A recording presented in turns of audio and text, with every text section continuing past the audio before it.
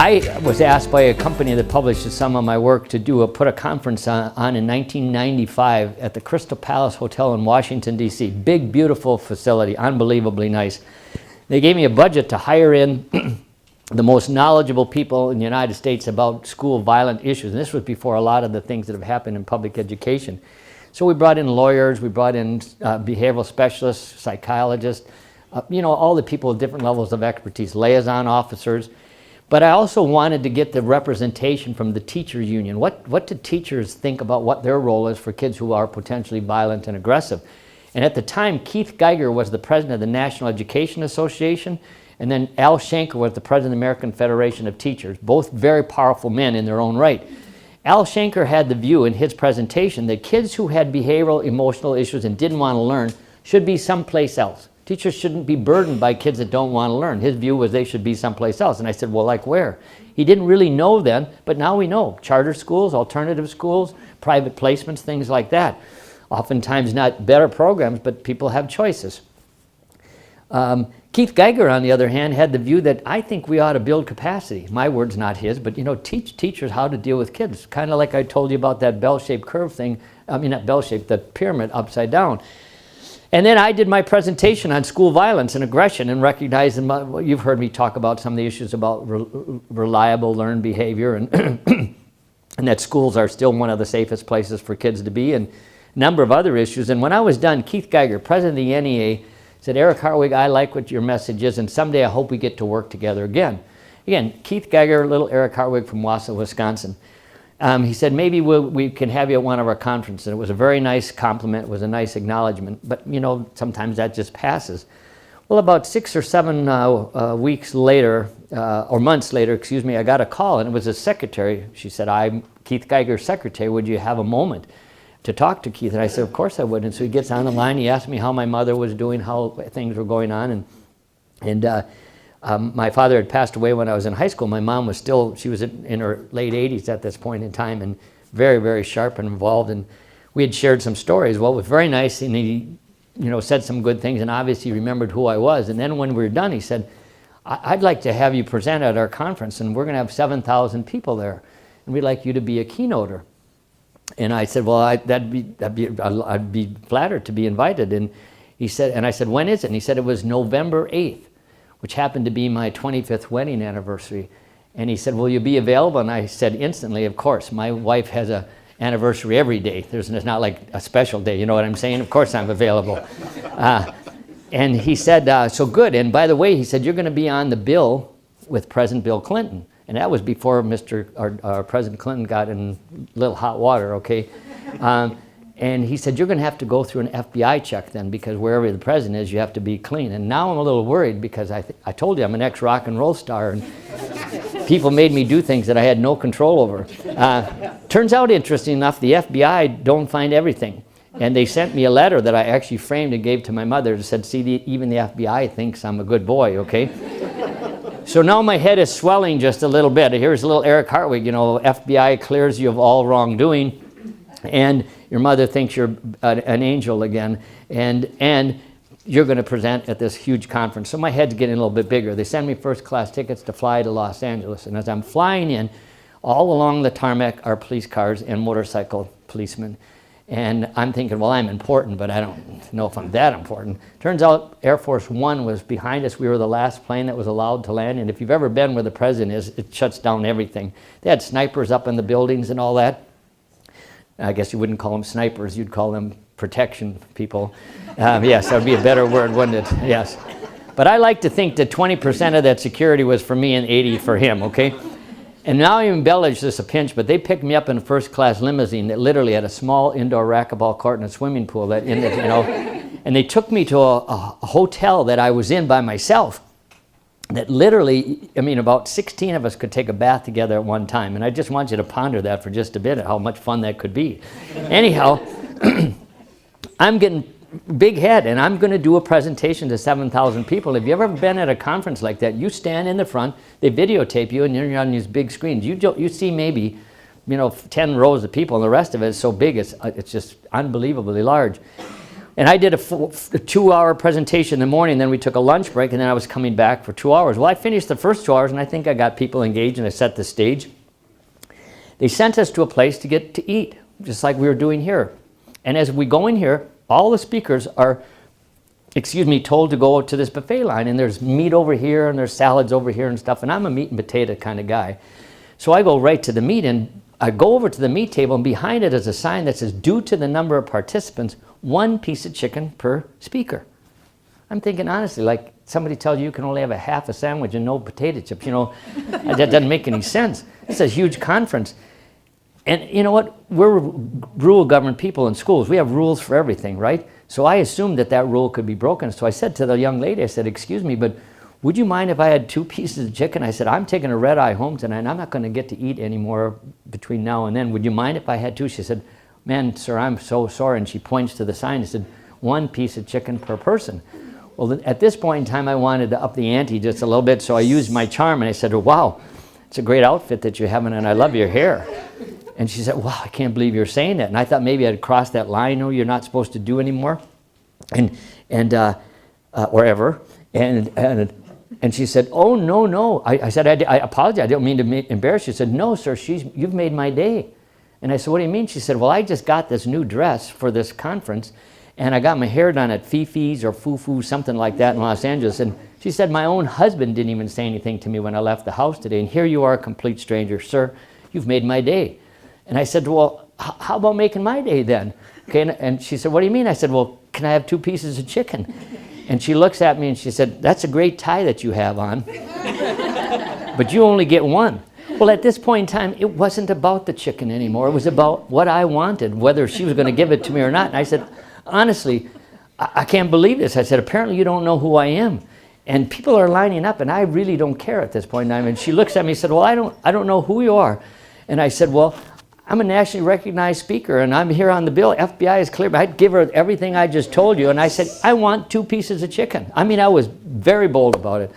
And she looks at me and said, sir, apparently you don't know who I am. And I have to admit, I'm a bit short. And I said, I don't have a clue. And she said, well, I'm the lady in charge of the chicken. Okay? And what you get is 1 piece. You better move along. So I grabbed it, I'm completely humbled, and move on with my piece of chicken. The reason I tell that story is I want you to see I'm still practicing what I do. I will say to you, nothing is perfect in our agency either. We have issues. I'll have meetings, and my superintendents will say, well, could we bring in somebody that knows something about behavior? I mean, think about that for just a minute. Here I'm talking about it, and I'm saying, maybe I know something. My point is that I want you to know that I understand how hard it is. I don't want to be a Pollyanna, and I recognize that when you have issues with staff, that it's going to be problematic, and that we have people that see behavior and discipline in a different way. But you know what? We're hired to make things better. No matter what the things that they throw at us, it's our job to make it better. And I will tell you something, in all the years I've done this, there have been times where it's hard to get that mindset around, but I will say to you that if you work at something, it always gets better. Even if it feels bad today, tomorrow it will be better. Even if 1% is okay, if you can make it 2%, that ought to be success. And that's the way I keep plugging away at this. And so as you think about what we're talking about, there's not going to be any magic wand thing and come in and all of a sudden, voila, everybody's going to be okay. Honestly, that would make me feel uncomfortable. I would rather have people challenge me openly. I'd rather have people explain to me they don't think they can do it, so that it gives me an opportunity to see if I can help them. Do you know what I mean? And I think that's the way we have to keep looking at how we do this. The reality simply is, if you're a classroom teacher today and you have 2 or 3 kids in your classroom that have special needs, that seems, and people are frustrated, that seems a little disproportionate. But if you have 4 or 5 kids, it's exponential. It's very hard. And if you're being held accountable to success, think about the dynamics that these teachers are faced with. I believe that the negativity we see sometimes and the lack of cooperation isn't because people don't want to do it. I don't think they know. And I don't think we've created the environment for them to tell us, I don't know what I'm doing.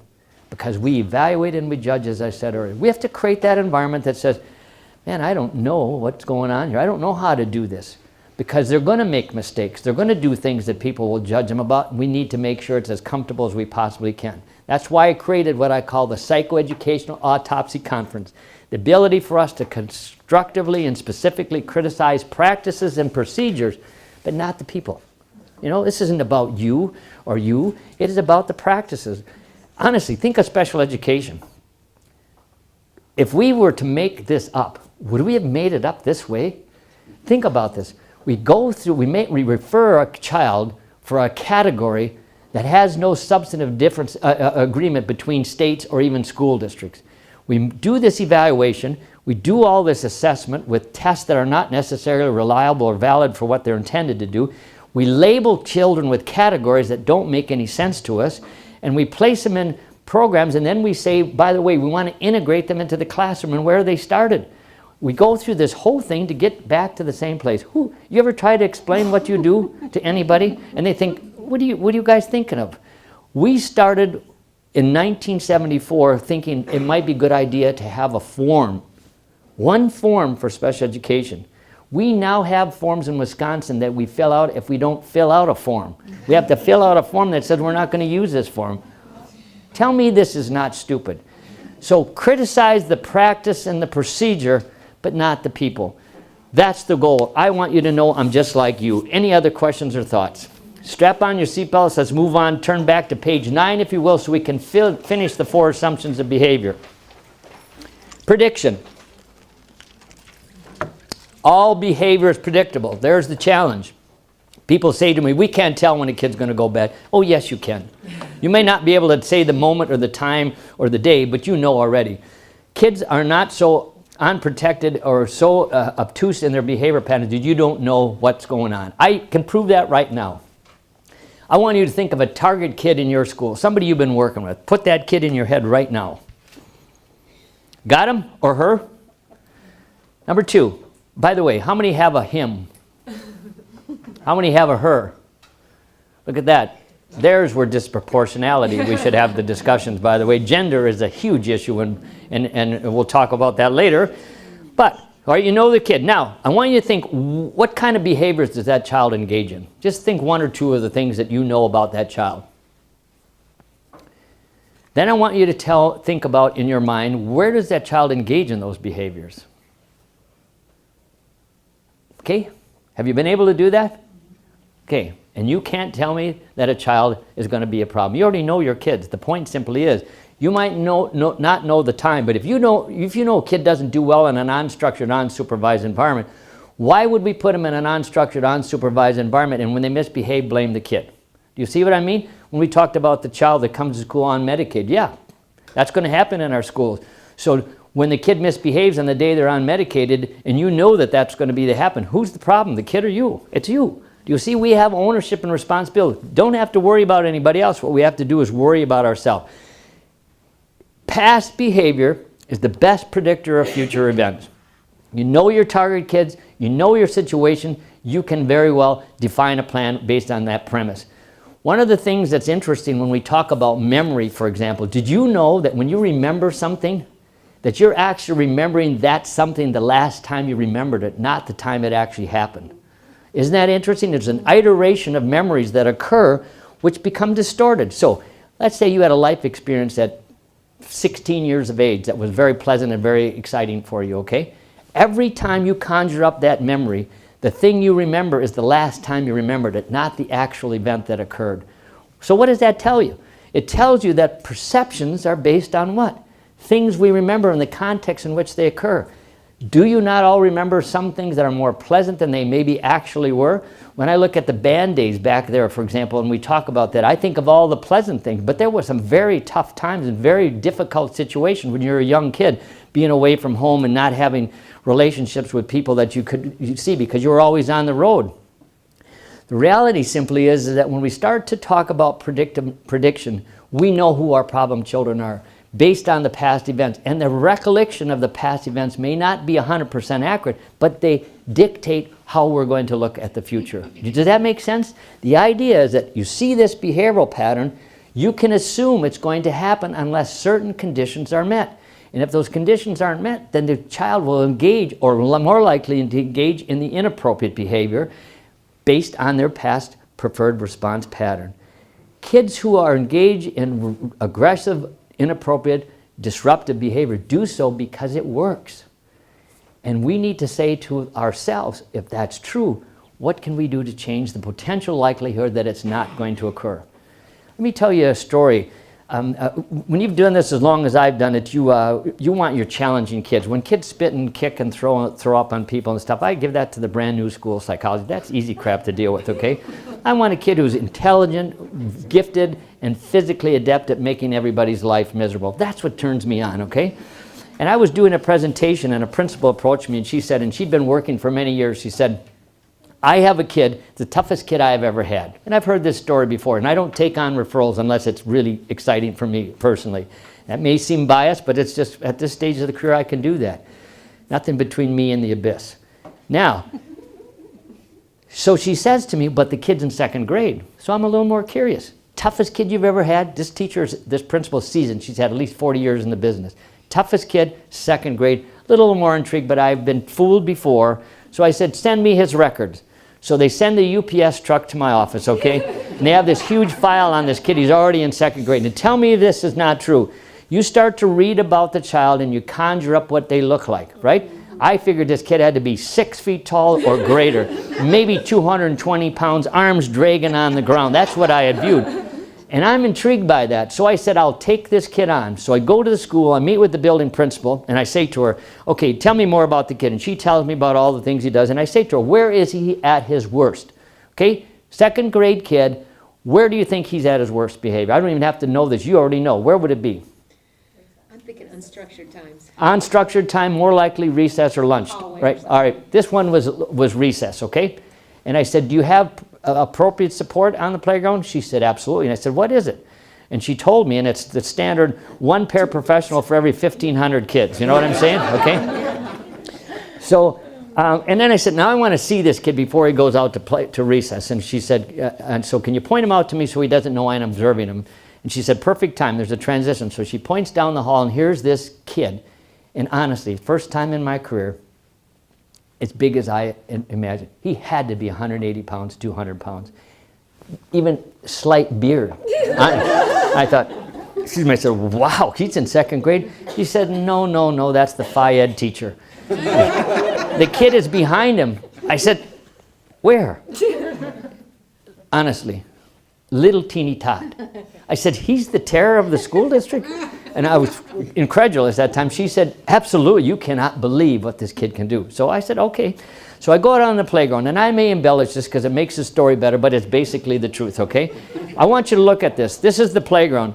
I'm right in the middle right now. Over here is a bunch of kids doing things that kids do. Hopscotch, jumping on the stuff, you know, things they're playing with. The paraprofessionals over here, they're doing nice, gamey things. Target kid was over here playing flag football, okay, with a bunch of other tougher kids. And this was an elementary school, so he was one of the younger kids on the flag football team, okay? It's a very aggressive sport, or can be, right?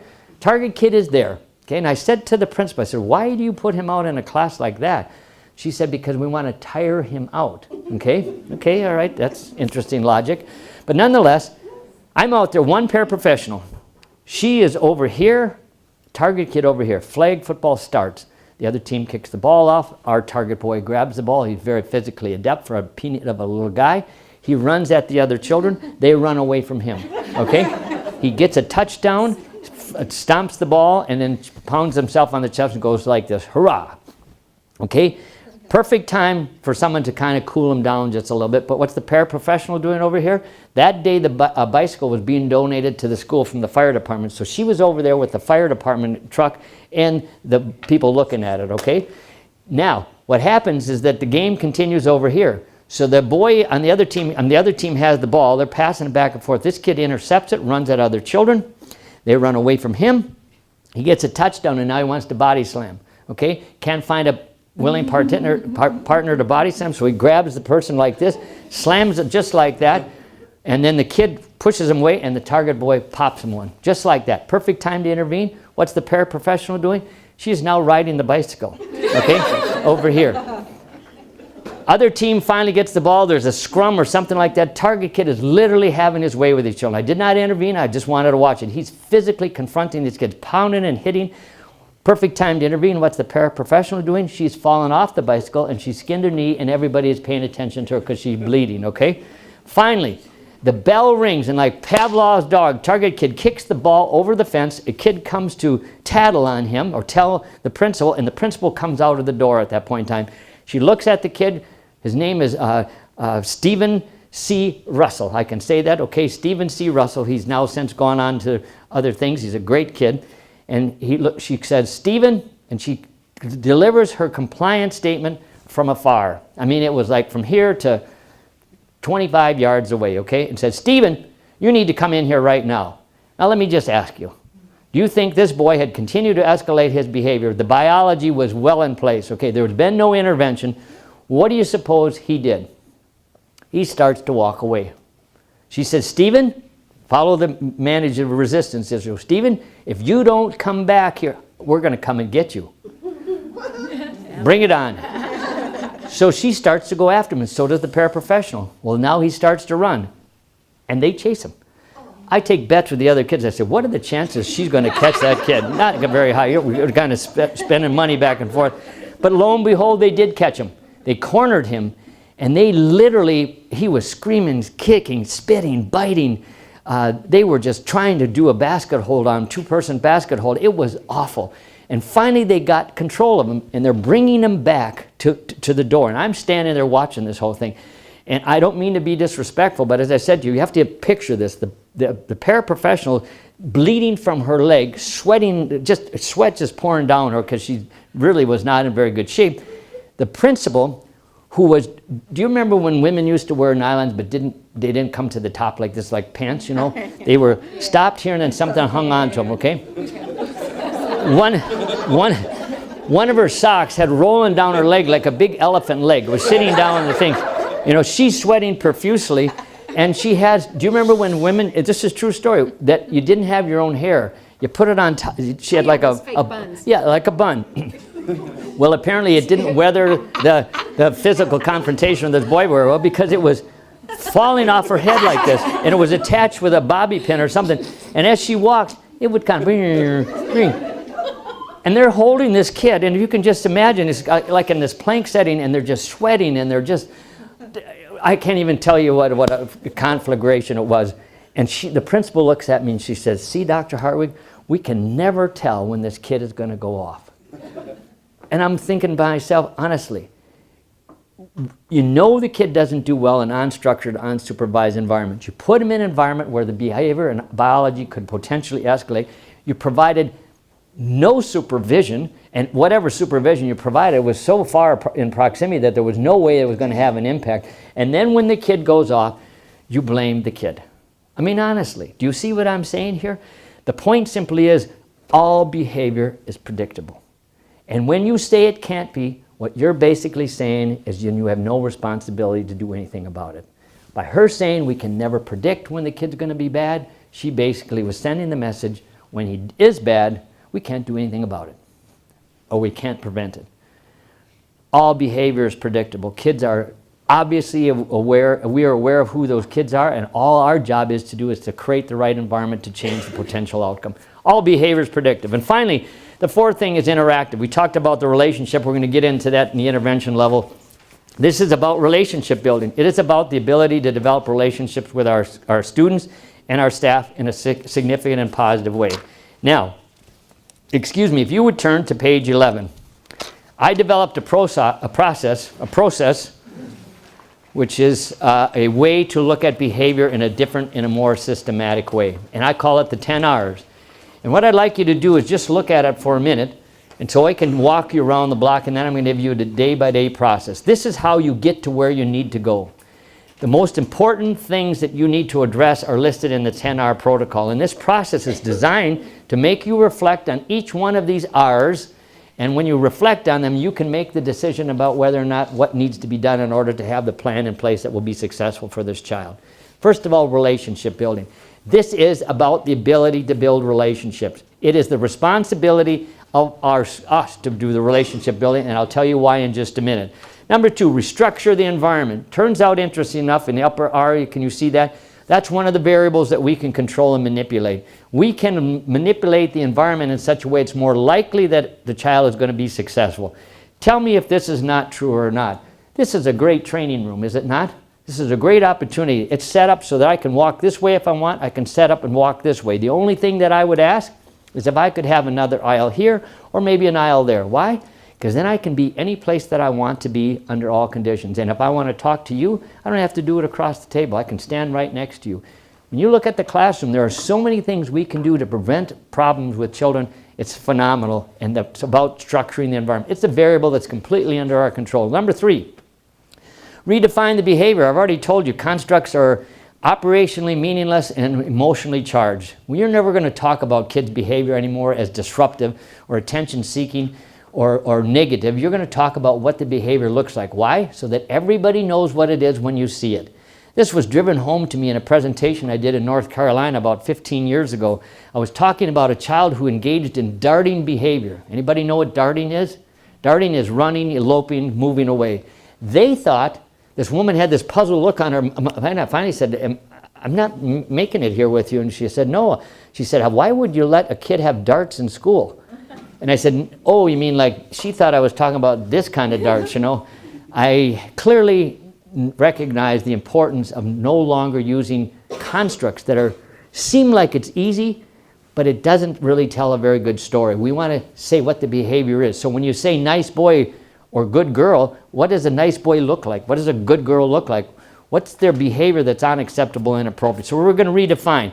Find the reason. There's only 3 reasons for behavior, inappropriate behavior, purposes, and I told you those this morning. We're going to reiterate that again in a minute. Number 5 is replace the behavior. This is the goal here, and we're going to have some discussions about that. Our job is to figure out, what do you want the kid to be doing? Not just to stop inappropriate behavior. What's the replacement behavior? And where do we find the replacement behavior? All we have to do is look at the kids in our classroom who are doing the things we want them to be doing. There they are. We have to teach those for those kids. If we want the kid to stand in line properly, that's what we do.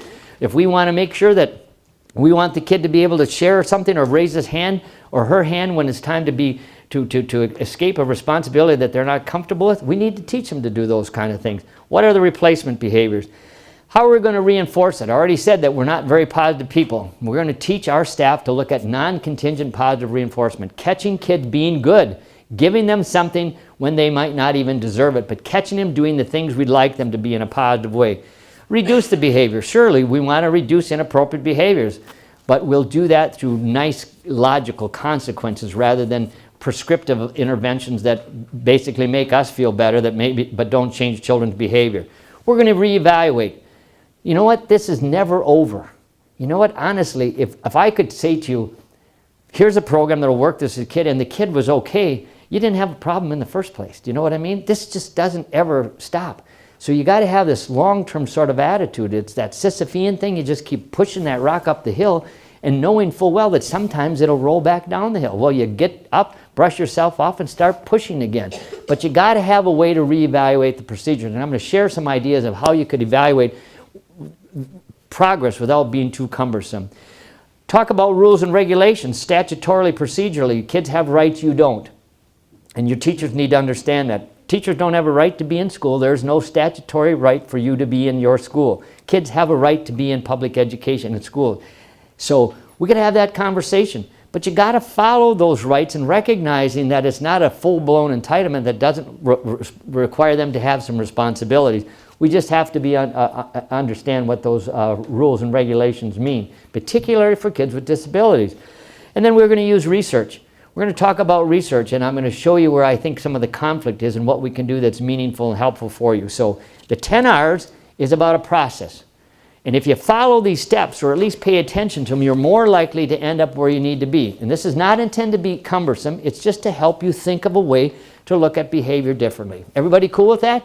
So good. Let's turn to page 12. First of all, number 1, old relationship, there's a shift now. Suppress inappropriate behavior and focus on the student.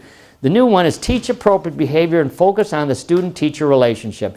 We've got to create a positive environment. It is the classroom teacher's responsibility to make that connection, not the kid. The fact of the matter is, and when we talk about interventions this afternoon, I'm going to teach you what's called the Oslo A effect. Oslo A. I want you to write that down. I have a plethora. What is it? Plethora or plethora? Plethora. I got a plethora of ideas to share with you about interventions.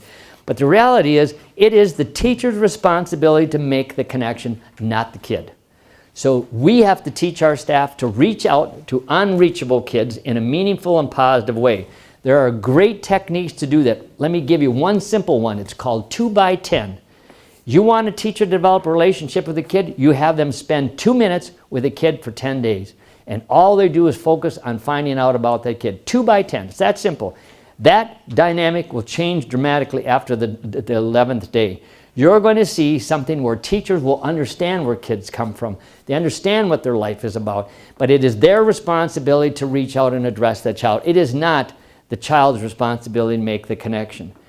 We have to teach our teachers to recognize that when you reach out to an unreachable kid and you make a connection, it has a greater impact on you than it even does on that kid. That's a powerful, powerful message. And everybody here knows this to be true. Anybody can be a teacher with intrinsically driven, highly motivated, engaged children. No disrespect to public education. The reason we have teachers is we have kids who don't have those skills. That's our job. And that's where you get your power from. Is that not true? If you were a classroom teacher and you sent all your tough kids to somebody else, we're not doing them a favor. If I don't have you learn the skills necessary to deal with me, I'm not doing you any favor. I think I am short term. Gee, he's a tough kid. She's got a big caseload. I am doing the worst thing that could happen for your professional career. When I started as a school psychologist, the best advice I ever got by my mentor was, you go to your first job, you pick the hardest kid in the school. You pick the hardest. And once that kid is resolved, everything after that's going to be gravy for you. You got to be able to take care of yourself. And we need to build capacity. Wouldn't you agree? We need to figure out how do we get in their heads in a systematic way so that we can say, this is going to be good for you. Because there's no teacher in this world that doesn't feel good when they've knocked on a door for a kid, been rejected 100 times, and in one day that door is open. It's a powerful thing, isn't it? Powerful feeling. And when you do it with a tough kid, it turns out, interestingly enough, they're the ones that actually like you the best. Intrinsically driven children could care less about teachers. I don't mean that in a bad way. They don't need your acknowledgement. They don't need your reinforcement. Why? Because they already get it. It's the kids that don't have the mechanisms or the means to please themselves or to please you. And when we get to them, it has an impact. When you look at the issue of resiliency, for example, and you look at some of the studies, it's astounding to see kids who have come from environments that should have never been successful and do so because somebody knocked on that door and kept knocking. I had a teacher I worked with, a teacher that worked with emotional behavioral disorder children. He said it's like physically hanging on to the kid and saying to him, no matter what you do, no matter what you say to me, I'm going to be here tomorrow. I'll be here tomorrow and I'm going to greet you and you and I are going to have a relationship. I want you to know that I may be unhappy, may be uncomfortable with what you do, but tomorrow morning we start a new day. That's an attitude change, is it not? And it's interesting and dramatic about the power it has on the person that does that. I believe that the negativity we see or the difficulty that classroom teachers experience is because they feel they don't have the skill set necessary to deal with the children, and we reinforce that by taking the kids out. And number two, we've not built the capacity for them to deal with those kids systematically. And they can be. I mean, what makes you special? How come you have certain skills that you can deal with a kid and they can't? What's the difference? Well, the difference is the size of the group, the intensity, and the frequency. Isn't that right? So why can't we help do that, turn that pyramid all around? Relationship building, ours. Responsibility, not theirs. Number two, restructure the environment. All behavior is influenced by the context in which it occurs, and there's 4 variables that are completely under our open control, 100%. What are they? The environment, noise level, disruption, seating arrangements, and lighting. We know we can manipulate the environment. I already talked about this. It's astounding. How many people here maybe didn't have, when they were first in their job, didn't have a lot of money to buy new furniture, so what they did is they rearranged the furniture in their house, and all of a sudden it had a different impact and a different feeling.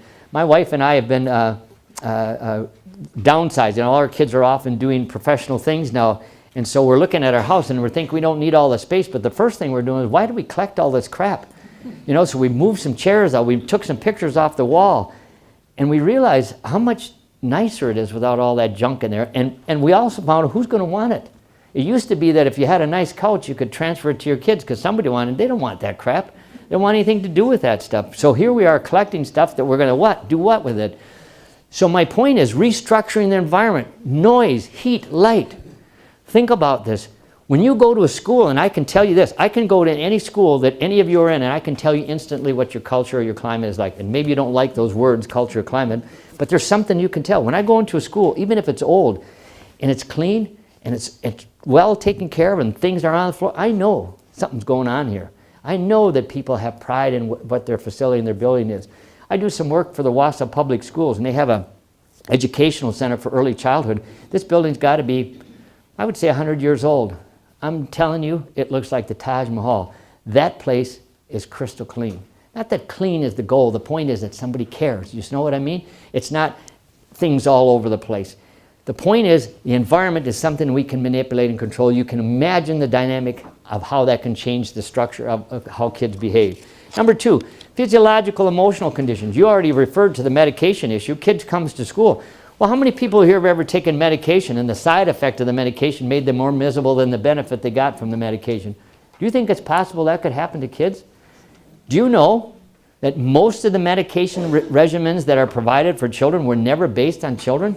They're based on adults, big body adults. So that we're asking kids to be putting on things that we're not sure we'd like to be put on. Think about the physiological condition. I had a boy, who was a behavioral issue kid. I love Mountain Dew, as you can see. This kid drank Mountain Dew and ate potato chips at 8 o'clock in the morning. That's not the breakfast of champions, you know what I mean? This boy's going to be wired all day. So, how many have seen that Geico commercial? There's certain energy drinks that you don't give to cartoon characters. What's the guy? Tasmanian Devil. Yeah. God, I love that. Oh, it's just so cute.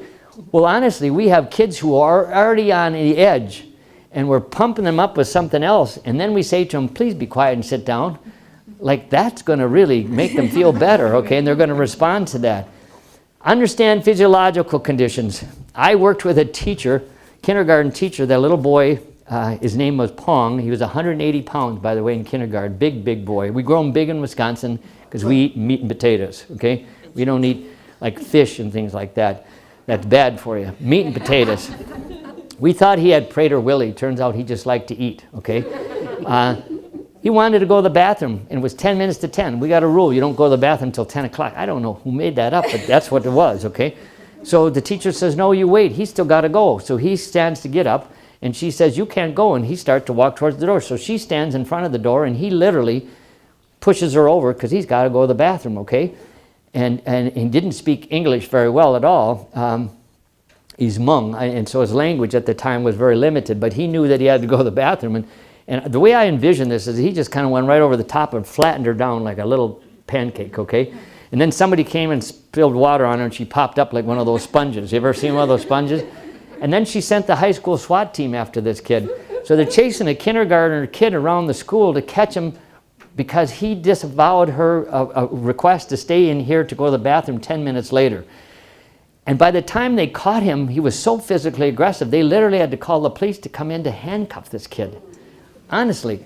And then, as he's going out, the policeman's de-escalating him, doing all the right things, and the boy asks in his own way, can I go to the bathroom? Because he still hadn't gone to the bathroom yet. And anybody here knows, the more you have to go, the more you can't, the more you have to go. Isn't that right? And policeman says, okay, but he had already had those plastic handcuffs on him, so he had to take them off. Kid goes in, goes to the bathroom, he comes out, he's completely calm. Policeman takes him home to his mother and family, but really looking back at it, you think to yourself, honestly, we could have eliminated this by understanding he's got to go to the bathroom, but we're going to make sure that he toes the rules, toes the line on the rules in order to get. Did you see what I mean? How counterintuitive that is? You ever have a bad day? You ever find that sometimes you're just not up to hearing somebody say something, and even though you know the right answer, you don't want to hear it? Ever go home and somebody tells you some advice that you're not willing to listen to because you already know that it's right, but you don't want to hear it from them? My point simply is this: biology is there. And we have to be sensitive to that fact and recognize that it's not just the emotional biology, but it's the physical part of it as well. There was a boy we worked with who was a darter. He ran all the time. He had a sister that was a dawdler. Can you imagine what dynamics is it was at home? My mom and dad must have been crazy. You got a darter and a dawdler. That's just, you got to have one or both of them the same, but you can't have them on polar opposites. Understand the physiology. Know that kids have bad days. Know that there's biology. Create a buffer. We had a kid that came to school, couldn't tell it was a problem, just like I told when we were asking the question about the neutral site. You had to have a neutral site, so the kid went there, and when life was good, we sent him on. If life was bad, we kept him until he was ready to deal with things in a more systematic way. Number 3, setting events, presence or interaction of specific classmates, teacher proximity, and certain academic demands. Setting events can happen and called precipitating or predisposing. It can happen when you don't know about it, and it can also happen when you do know about it. Sometimes putting kids next to kids that aren't very good. Sometimes putting kids next to kids that aren't very good, but it's good for this kid.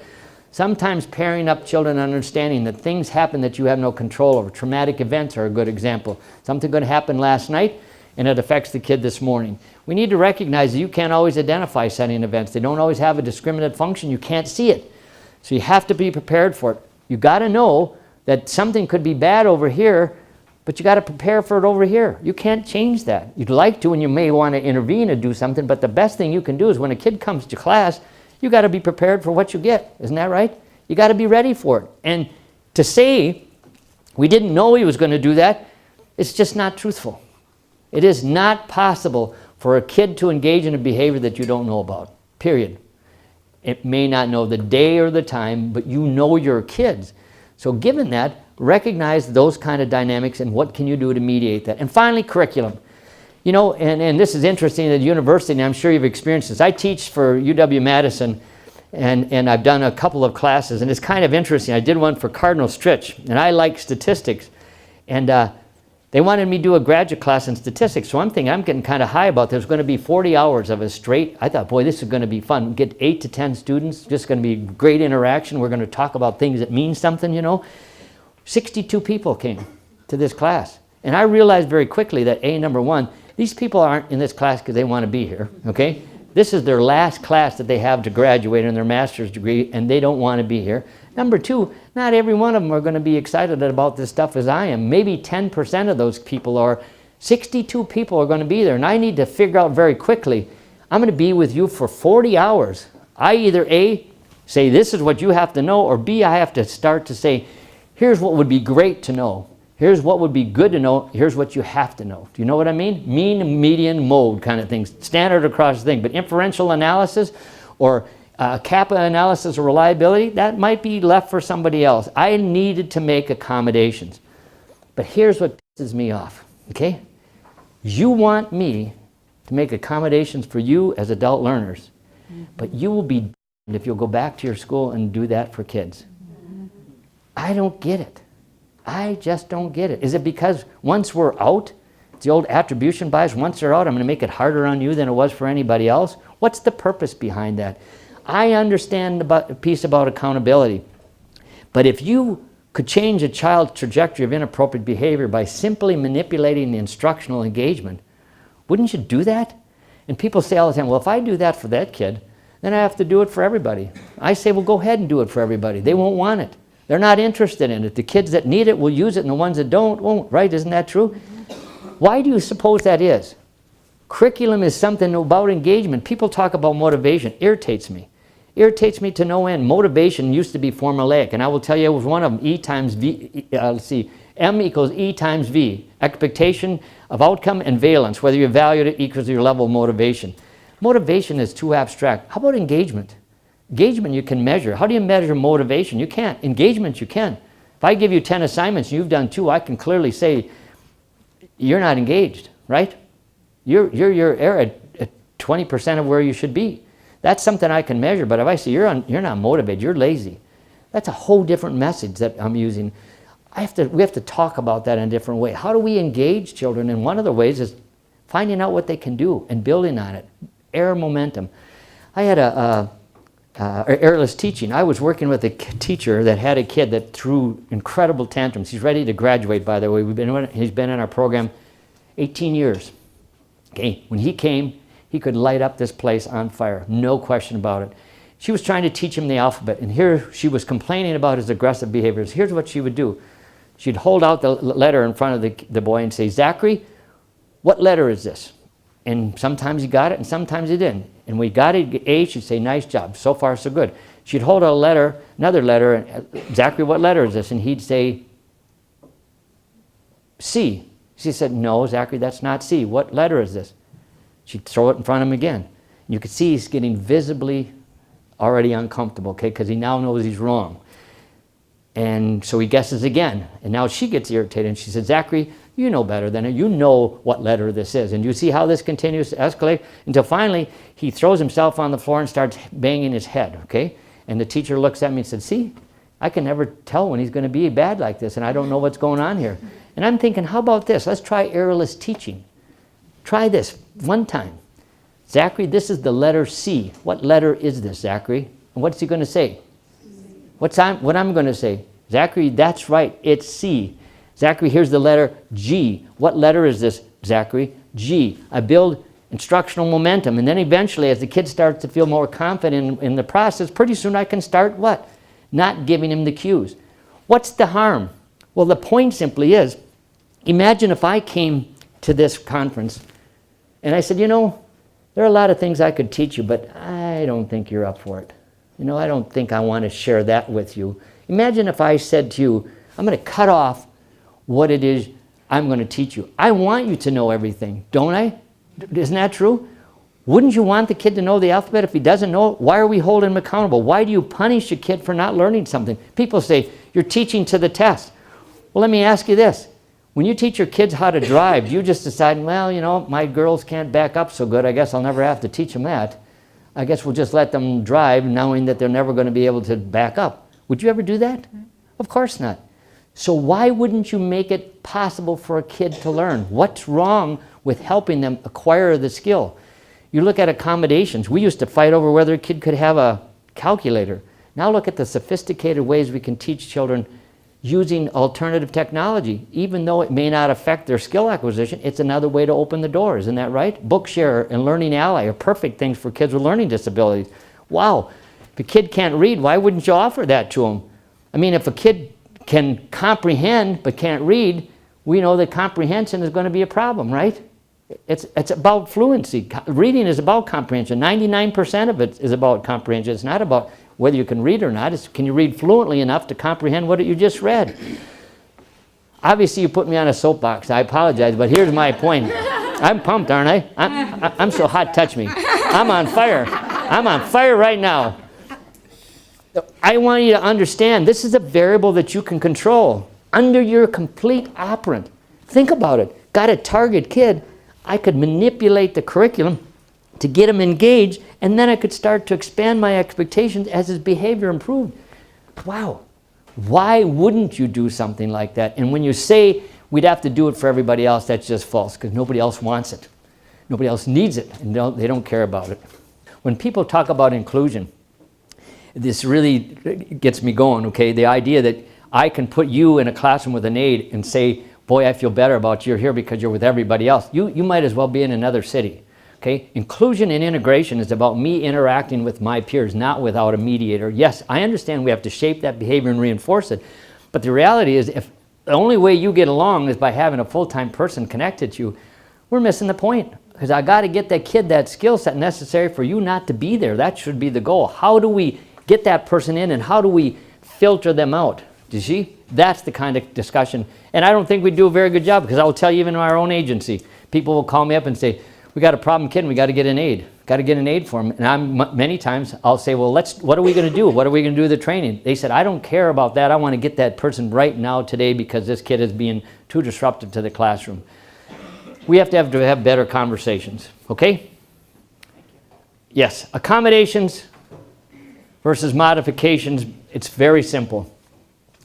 I mentioned Bookshare and Learning Ally, powerful, powerful thing. Every child in the United States that has, a reading disability and is categorized as learning disabled is available to have any book in print made available to them in text or in alternative methods at no cost to your school district. We need to be smart, about how we make these appropriate accommodations. Accommodations are about leveling the playing field. They're not about changing the content. That's what curriculum instruction is about. What do we do to get kids more engaged? That's going to be a very important part of the process and the things we do. Number 3, redefine behavior. It's not helpful to use constructs. Efficient, yes. But honestly, as you're going to see in just a minute, When I use the terms ADD and ADHD and RDD and Ph.D. and all those kind of Ds, all the dreaded Ds, you all know what I'm talking about. You know, when I talked about the forms and we say the I-9 or the ITC NCM 574, if you know what I'm talking about, you can understand that constructs may seem to be efficient unless you don't know the language. How many people have ever worked with IT people in your school? You know, they talk about telecom and they talk about megabytes or megabytes or all that crap. I mean, your eyes just kind of glass over. They talk like they think you know what they're saying. I have no idea. I don't know about you. I just want my thing to turn on and do what it's supposed to do. I don't care how it works or what it's supposed to do that's better than this. I just want to do this for this purpose, right? That's all I'm looking for. And that's what most people are looking for. So when we start to talk about constructs, it makes conversation less efficient. We have to define behaviors, restate the behavior that's clear so that everybody understands what it is. Everyone who reads the definition should be able to clearly visualize and understand the behavior. Using vague descriptions or opinions lead to confusion with the behavior change process. When restating the behavior, you must consider how the behavior presents itself, the manifestation, which relates to the manifestation determination issue, which is another whole issue, and then rather than the diagnosis or etiology. Turns out that we've come to love categories. I already said 13 disabilities in categories and counting. I'm in the process of developing a new rating scale that will identify normal children. It's going to make me $1 million or more. The etiology part of it is so confusing, and it's not the same from clinical to educational. And I'm not trying to take away from the idea that kids have needs, but what I'm saying to you is this: what difference does the label mean? Think about it. If you're a teacher for learning disabled children and you have 20 kids in your classroom, are any of them the same? No. We've now understood that cross-categorical programming makes more sense. Why? Because kids are more alike than different.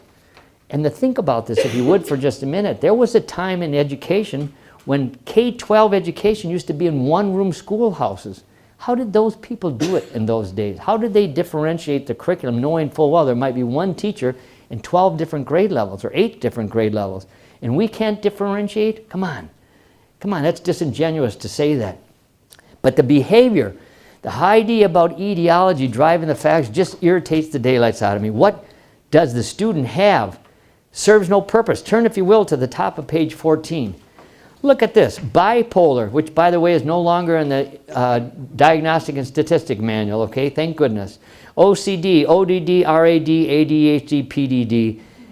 Look at these behaviors, how they're operationally manifest themselves. The new focus should be is how is the behavior manifested? Really, what difference does the etiology make? There's a thing called kappa reliability or inter-observer reliability. The kappa reliability is that, let's say Shelley and Patty are two clinical people that are going to diagnose a kid as RAD or bipolar under the old Diagnostic and Statistic Manual. Turns out the reliability analysis is very different. You may say the kid has it and you may say the kid doesn't have it. It's the disorder that is identified, not the intervention. Truly, when we label a kid as having learning disabilities or is emotionally behavior disturbed, how does that relate to developing an intervention? Does it matter? Does the label matter? If the behaviors fall out of range of acceptability, shouldn't we develop an intervention based on that rather than based on label? Do we say, here's the technique used for all EBD kids? Here's an instructional technique you use for all learning disabled kids? Do you do that?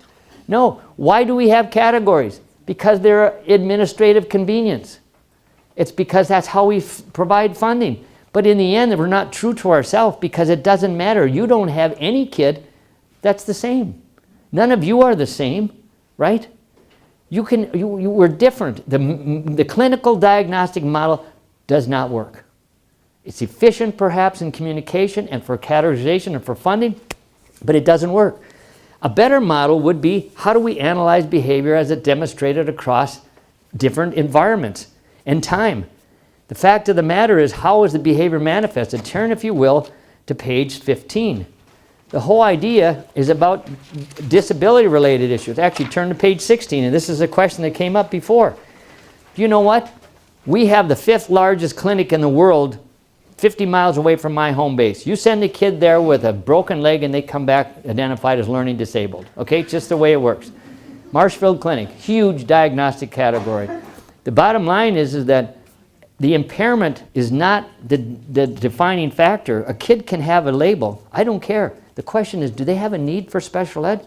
What's the need, and do they need somebody intensive like us? I'm saying some kids do, absolutely 100%, special ed teachers. However, what's happening, and it's happened even in my own programs, sometimes I have more kids in the special ed program than they have in their SAGE classrooms. We have programs in Wisconsin called SAGE. I don't know, maybe you have that here too.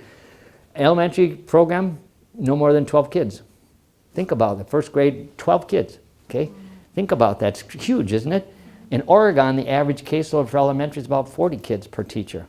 Do you think the teacher with 40 kids is going to struggle versus the teacher that has 12? But I have some special ed programs that have a wide range from kindergarten through third grade, and they might have 18 kids at the elementary program. It's turned on its backside a little bit here. Why? Because people believe that when we've labeled a kid, that we now are addressing their needs. I don't know what you guys, I've been doing this a long time. Labels have never been meaningful.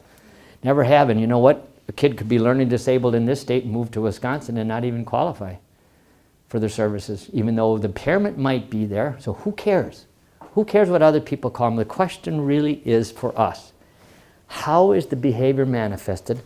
Does it fall out of the range of acceptability, and is there something we should do environmentally, constructually, or contextually, and are there skills that this child needs in order to have some services? Turn, if you will, to the top of page 17.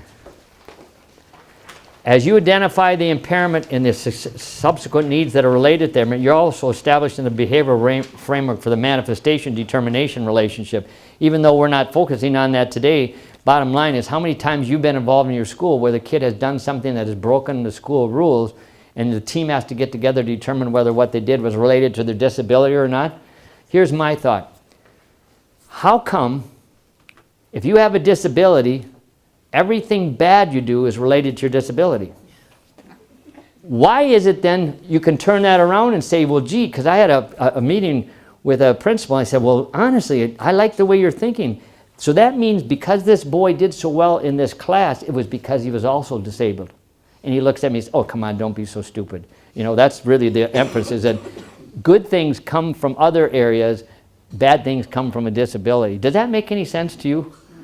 But we believe it, don't we? My point simply is, again, disability categories are the things we use as administrative convenience. The reality simply is what does the behavior look like?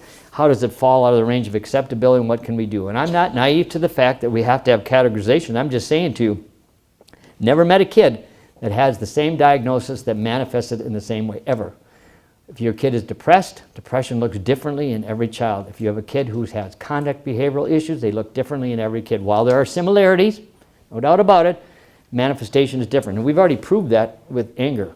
We already showed that everybody feels the emotion, it's involuntary, but how you manifest it is not. Find the reason. What's the purpose behind why the kid does what they do? And we're going to come back to this. I'm going to tell you a story because I want you to see how this works. Old model. Kid misbehaves, we give him consequences.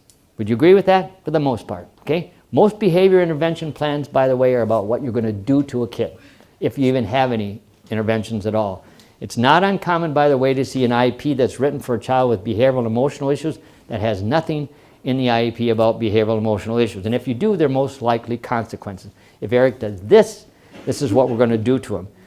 New model is about what we're trying to do is to understand the purpose and how can we change the dynamics of the outcome. So here's the story. Had a young boy, his name was Bruce, 7-year-old boy. He was a darter. Bruce would dart out of the classroom and he'd run around the hall, and school was really struggling with this boy. New high school principal named Dan.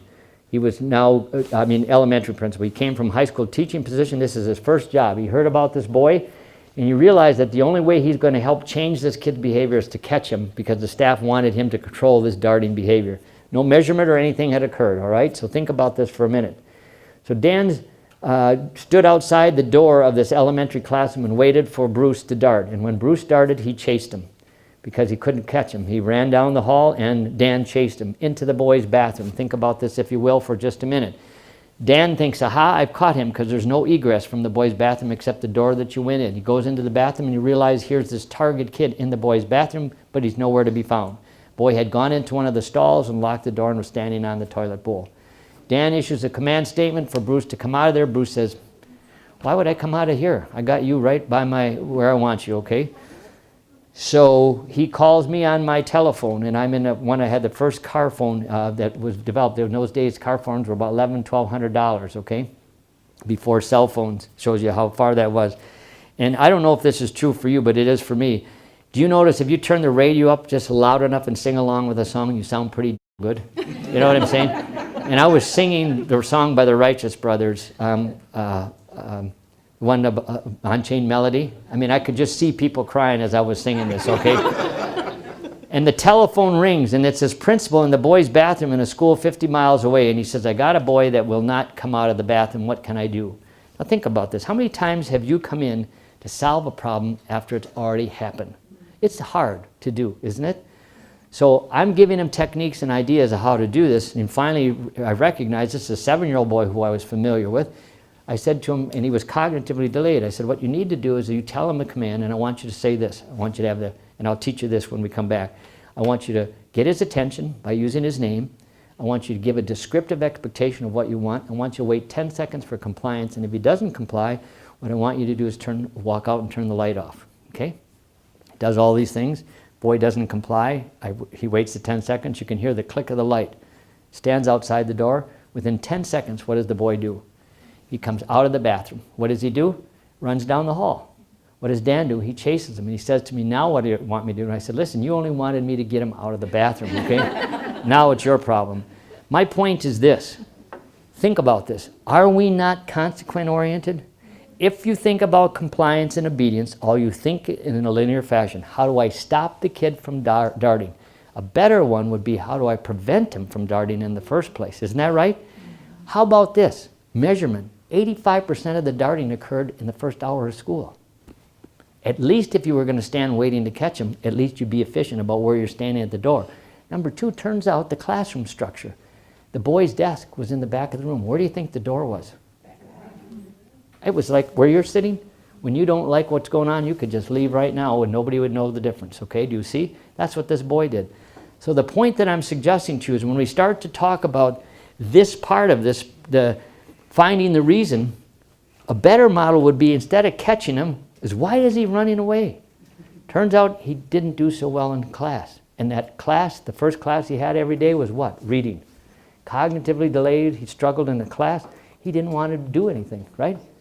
Yeah, exactly right. We're going to find the reason, but we're going to do it in 15 minutes. Take a break and we'll be back. Thank you very much.